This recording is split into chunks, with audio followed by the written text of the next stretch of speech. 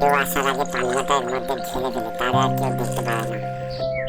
এই চুপ চুপ চুপ চুপ, আজ করিস না, কেউ দেখে ফেলবে।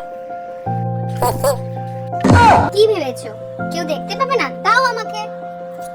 সব আমি বেসিনে ঢেলে দিলাম। একটু পরেই তো রেখেছিলাম, ফেলে দিলে কেন? বেশ করেছি। আমি অত বোকা নাকি?